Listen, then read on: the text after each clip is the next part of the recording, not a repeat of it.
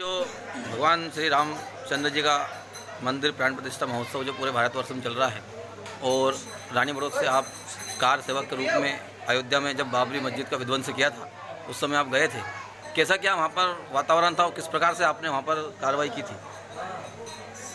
भैया ये वैसे कार सेवा में तो बहुत उस टाइम के तो बहुत वाक़ये हैं, बहुत घटनाएं घटी है, पर मैं एक मुख्य घटना जो ऐसे हृदय विदारक है, जो सुनने के बाद में अपने आप में हमें मतलब एक रुआसा प्रफुल्लित या मतलब रुआसा हो जाता है दिल। ऐसी घटना है कि जब हम यहाँ से रानी बड़ौत से हम 3 कार सेवक थे, अजब सिंह जी, आसाराम जी स्वर्गवास हो गया है उनका, और मैं स्वयं नारायण सिंह। तो हम जब यहाँ से अयोध्या के लिए रवाना हुए संघ के लोगों द्वारा हमें यहाँ से अयोध्या के लिए जब रवाना करा, तो हम यहाँ से ट्रेन में लखनऊ तक गए, और लखनऊ के बाद जो है सारी तमाम ट्रेनें, सारे रास्ते अवरोध कर दिए गए थे, बंद कर दिए गए थे, वहाँ से ट्रेन आगे जा ही नहीं सकती थी। तो ऐसे में क्या है, जितने भी कार सेवक गए थे ट्रेनों में, बहुत सारे कार सेवक वहीं लखनऊ पे ही गिरफ्तार हो गए। उसके बाद जो है मैं गढ़ प्रमुख था, मेरे पास 8 आदमी थे, उनको लेकर के मैं जंगल के रास्ते लखनऊ से और बचते बचाते अपने आदमियों को, अपने कार सेवकों को, राम भक्तों को बचाते हुए जंगल के रास्ते से हम 12 तक पहुंच गए। अब 12 में जब हम जंगल के रास्ते से जा रहे थे, उस टाइम तो जंगल में भी मतलब चप्पे चप्पे पे पुलिस थी, जंगल पूरे जंगल में पुलिस थी। अब ऐसे में बचना बहुत मुश्किल था, और यहाँ तक कि उनको सख्त आदेश था कि मतलब अगर मान लो कोई नाम नहीं मानता है कार सेवक राम भक्त तो गोली मार दो। फिर हम जो है वहाँ से भग के वापस बाराबंकी जिला जो यूपी का है उसमें अंदर आ गए, और हमने वहाँ पे जो है भाग करके एक राम मंदिर था बाराबंकी में, उस राम मंदिर में हम चले गए। अब वहाँ पे जो है राम जी के 7:30 बजे की बात है, राम जी की आरती हो रही थी, हम उस आरती में शामिल हो गए।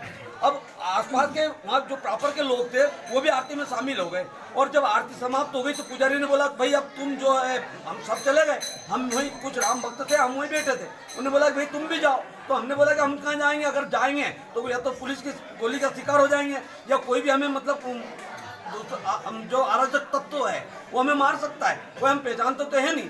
तो उनने कहा वही नहीं, तुम्हें जाना पड़ेगा। कारण क्या है कि कल मेरा लड़का, पुलिस बाहर की है पहचानती है नहीं, कल मेरा लड़का राम भक्तों के साथ में पुलिस वाले पकड़ के ले गए और जेल में रोक दिया।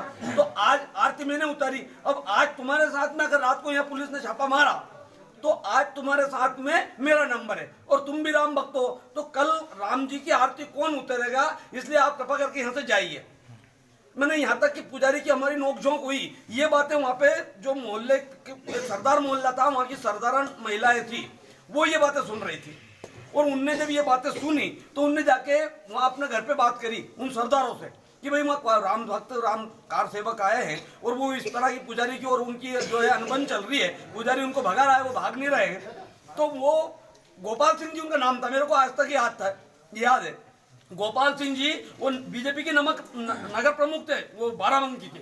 उन्होंने बोला कि नहीं भाई वो उनको अपने यहाँ लाओ, तो वो हमें यहाँ लेने बुलाने आए। तो हमने सोचा कि भाई देखो मेरे पास जो 7-8 आदमी थे, मैंने कहा अगर अपन सबके साथ चलेंगे, कोई मालूम तो है नहीं कौन है ये लोग अपने को लेके जा रहे हैं, क्या मालूम अपने साथ में कुछ हो सकता है। तो इसलिए मैंने बोला कि भाई मैं जाता हूँ, और उसके बाद जब मैं वापस तुम्हें बुलाना हूँ तो तुम चलना, वरना तुम जो भी हो, मेरा अगर मैं नहीं आऊँ तो तुम यहीं पे रहना, और जो भी होगा, जो राम जी की कृपा होगी वो हो जाएगा।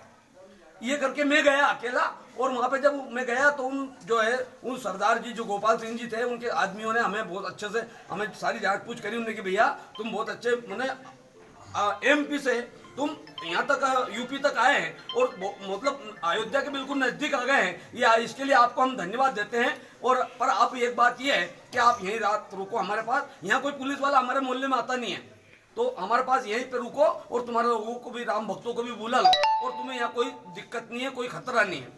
तो फिर मैं जब उनको लेके गया वहाँ पे, तो सुबह जब उनने, गोपाल सिंह जी ने बोला कि भाई तुम्हें अब जो है यहाँ पे गिरफ्तारी देना है, बहुत सारे लोग राम भक्त हैं जो गिरफ्तारी देंगे। सुबह फला एक चौक था, कोई उसका नाम मेरे को ध्यान नहीं रहा, उस चौक में सबने गिरफ्तारियां दी।